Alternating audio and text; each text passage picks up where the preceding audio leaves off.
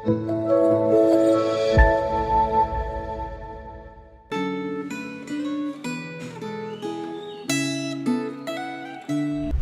saudara yang dikasihi Tuhan, kita kembali berjumpa dalam refleksi renungan Gema. Mari kita berdoa terlebih dahulu sebelum kita membaca dan merenungkan firman Tuhan. Bapa di surga, kami bersyukur untuk anugerah Tuhan yang begitu luar biasa yang telah Tuhan limpahkan dalam kehidupan kami. Tuhan yang telah menyelamatkan kami dan Tuhan yang terus memelihara kami sampai sekarang ini.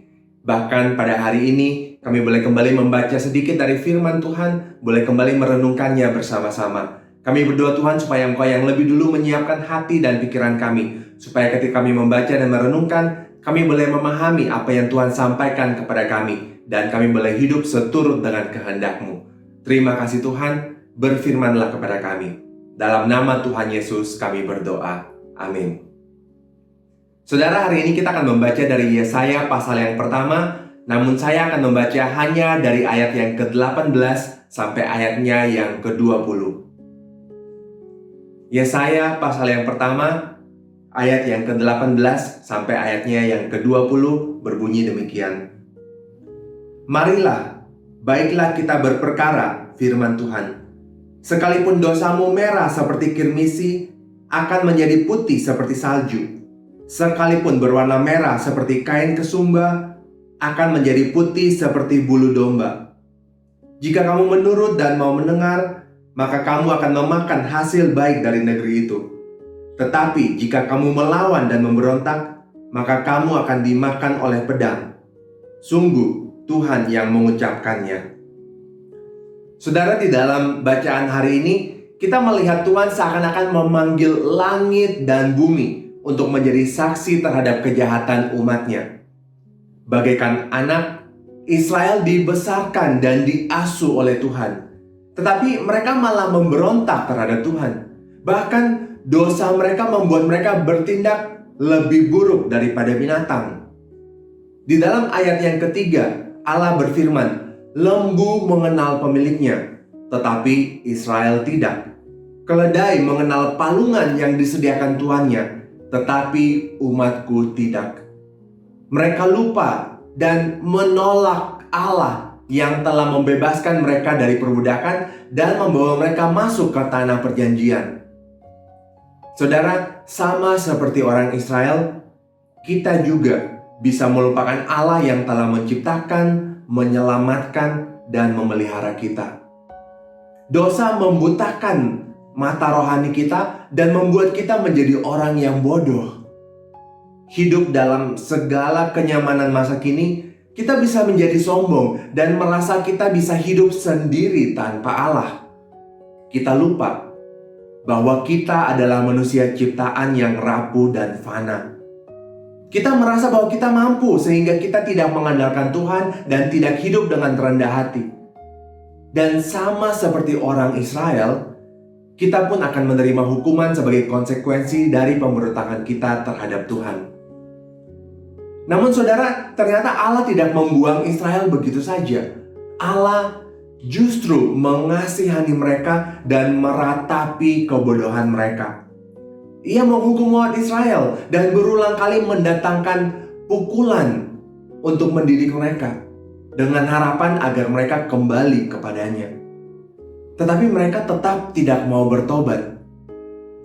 Meskipun demikian, saudara, Allah, Bapa yang Maha Kasih, tidak menghancurkan mereka dengan murkanya. Seharusnya mereka pantas dihukum seperti orang-orang Sodom dan Gomora. Tetapi Allah terus menunjukkan kemurahan dan kasih-Nya kepada mereka. Firman Tuhan berkata, sekalipun dosa mereka merah seperti kirmisi, akan dibuat putih seperti salju. Nah saudara, sama seperti orang Israel, kita juga diberikan tawaran yang sama oleh Bapa yang Maha Kasih. Dalam hidup kita Allah sering bahkan terus-menerus memberikan kesempatan kepada kita untuk bertobat dari dosa dan kembali kepadanya. Apakah Anda menyadari kasih Allah yang besar ini? Paulus pernah berkata di dalam Roma pasal yang ke-5 ayat yang ke-8, Allah menunjukkan kasih-Nya kepada kita oleh karena Kristus telah mati untuk kita ketika kita masih berdosa. Dengan demikian, sekalipun dosa kita merah seperti kain kesumba, akan menjadi putih seperti bulu domba.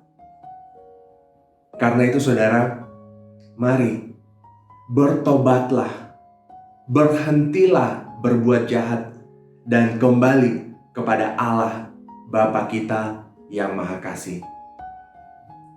Mari kita berdoa. Bapa di surga, kami bersyukur untuk firman-Mu yang boleh kembali mengingatkan kami bahwa sebenarnya kami adalah orang-orang yang pantas untuk dimurkai karena kami telah memberontak terhadap Allah yang telah menciptakan kami, dan bahkan kami lupa dan meninggalkan Allah yang telah menyelamatkan kami. Namun pada saat yang sama kami bersyukur Tuhan untuk kasih-Mu yang begitu besar, untuk anugerah Tuhan yang mau untuk mengampuni segala dosa dan kejahatan kami. Kami bersyukur untuk Tuhan Yesus yang telah mati bagi kami sehingga dosa kami boleh diampuni dan kami boleh kembali di dalam relasi yang benar dengan Engkau. Kami bersyukur Tuhan untuk semuanya ini, dan kami berdoa Tuhan, kami mohon supaya Engkau yang terus menolong kami. Roh Kudus menuntun memimpin kami supaya kami boleh hidup berkenan di hadapan Tuhan. Kami tidak terus-menerus menjauh dari Tuhan. Kami tidak meninggalkan Tuhan, tapi kami boleh kembali kepada Tuhan dan kami boleh hidup dekat dengan Tuhan. Terima kasih Tuhan sekali lagi untuk anugerah-Mu. Terima kasih untuk firman-Mu. Dan biarlah Engkau yang menyempurnakan firman-Mu ini dalam kehidupan kami masing-masing. Dalam nama Tuhan Yesus kami berdoa. Amin. Tuhan memberkati kita semua.